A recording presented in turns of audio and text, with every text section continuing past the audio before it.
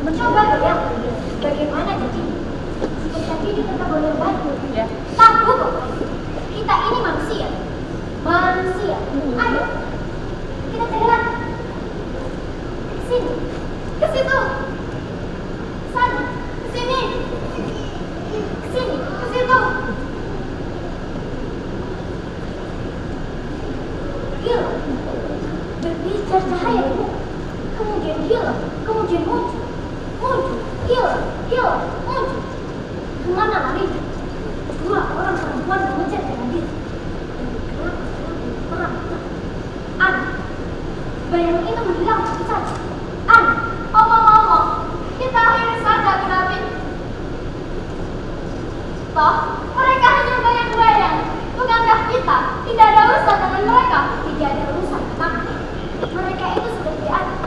Ketika kita terjatuh di kondangan, itu artinya justru kedua bayangan kita itu memberi arti. Bagi kehilang kita mustahil saudara tua. Nah, setahu bayangan bisa hadir pada saat apa saja dalam ruang dan waktu. Yang bagaimanapun juga, mereka akan kembali kepada kita dengan sendirinya. Walaupun kita tidak mencari-cari mereka, itu tidak betul. Kenapa tidak betul? Tidak betul. Sehingga dalam ruang dan waktu tanpa batas seperti kita. Tahu, ruang dan waktu itu memiliki kekuatan. Itu yang tidak betul. Mustahil. Tidak ada betul dan tidak mustahil. Apa alasan alasan?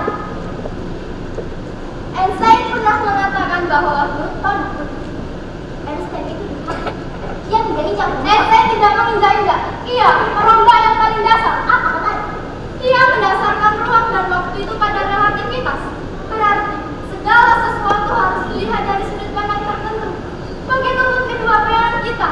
Kita harus lihat kehilangan dan kehadiran bayangan kita dari sudut pandang tertentu pula. Tahu? Bagaimana mungkin? Karena sebenarnya tidak usahlah kita memakai terang kehancuran. Ilmu kadang merusak pikiran. Kita kembalikan saja diri kita kepada kebersajaan manusia. Itu lebih tolong. Manusia hadir dan berpikir, sedangkan bayangan kita tidak pernah bisa berpikir. Tidak bisa. Bagaimanapun juga kita dengan mereka. Kenapa harus begitu dan begitu? Begitu saja.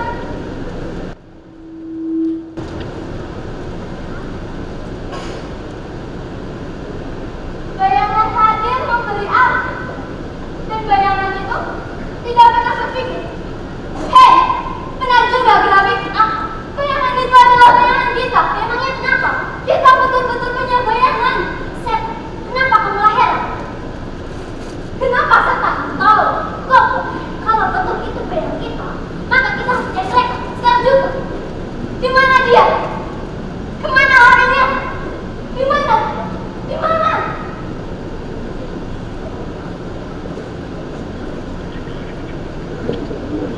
Saudara muda, lihat, sini cepat.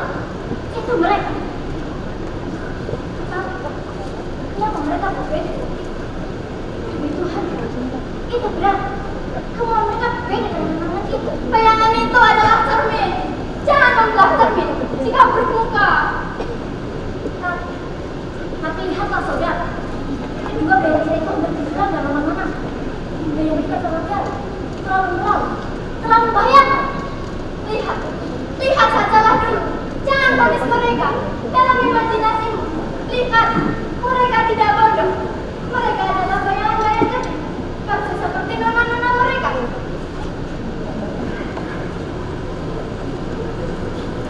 Saudara muda, lihatlah, sini cepat.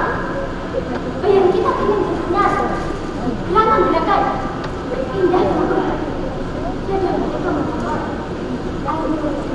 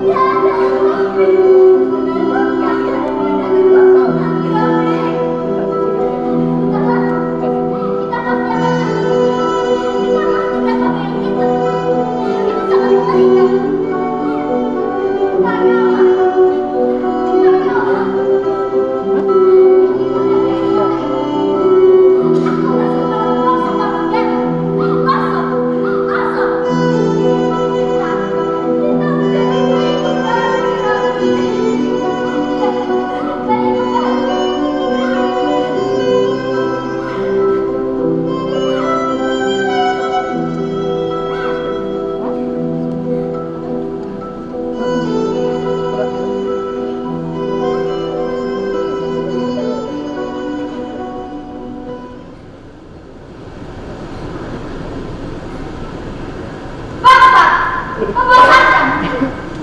Dari tadi, semenjak kita kehilangan bayar kita, aku sudah tahu akan seperti ini jadinya. Tapi toh kita tetap menangis juga kan? Bangsat. Ya, bangsat. Kenapa tidak peringatkan? Sudah aku peringatkan, tapi kamu saja yang ngeyel. Kalau begitu, kita harus mulai dari orang. Kebangkitan apa namanya? Kebangkitan apapun namanya. Kebangkitan regional, kebangkitan multinasional, kebangkitan nasional. Itu tidak penting. Yang penting kita bangkit dari kubur grafik. Kita kubur masa lalu. Kita kubur. Salah. Mulai lagi si grafik. Tidak usah memakai upacara segala. Tidak usah membuat. Bila memulai dan mengakhiri sesuatu, biasa saja.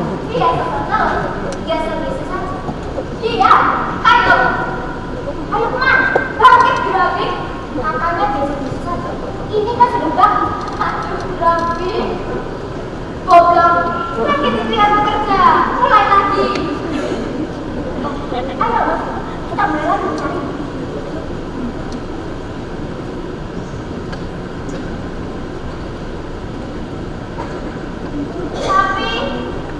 Tapi aku lupa lagi cara memulainya.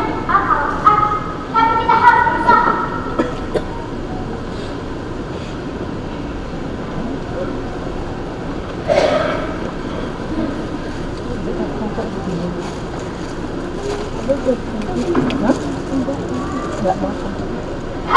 Iya, itu caranya grafik.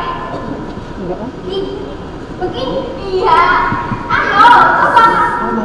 Biasa saja. Iya, biasa saja. Ya.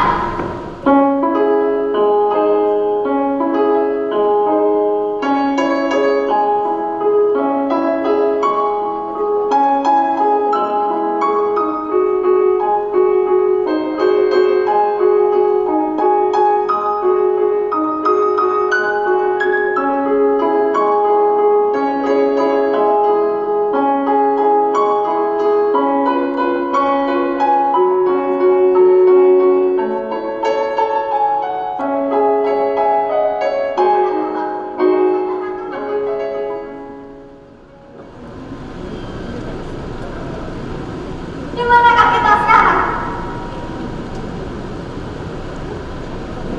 Sepertinya kita berada di posisi kedua dalam diri kita. Iya saudara muda. Kita telah memasuki wilayah saudara muda. Lepaskan pakaian kita. Di sini kita dikepung oleh hancur dan angin. Jangan terlalu dulu saudara. Tapi lihat orang-orang dengan kereta raksasa. Roda-roda berdiri dalam neraka kesibukan kerja. Ya, mereka terbatas dan terluka. Mereka menderita dan sengsara. Mereka menganggap bahwa mereka bukanlah manusia jika tidak ada luka. Ini penderitaan besar grafik. Demi setan, seorang perempuan datang ke seperti mana? Rezeki perempuan itu tercipta lalu mereka berubah menjadi bulan. Mereka berubah menjadi laki-laki.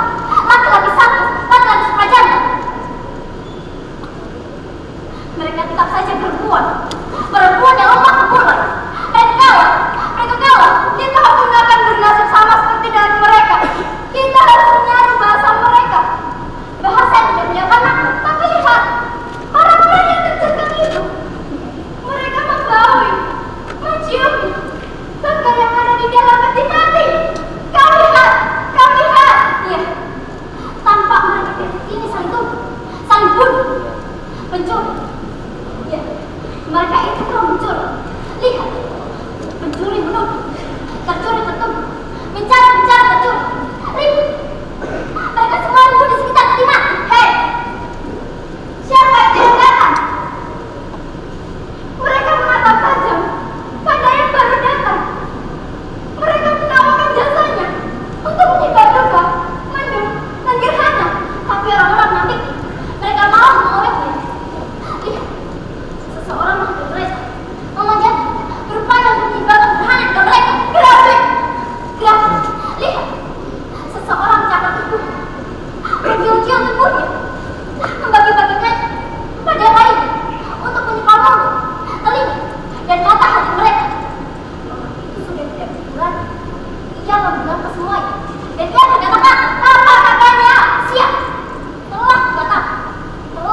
melupakan semuanya hingga dari hidupku sekalian. Sekarang, ayo kita bersama kembali bekerja.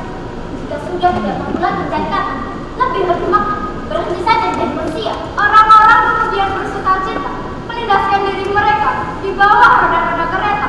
Penderitaan menjadi sukacita, menjadi souvenir sumber devisa negara. Orang-orang bergerak bergerak jauh, orang-orang masih jatuh. Hati mereka telah mati. Hati nurani dari materi dan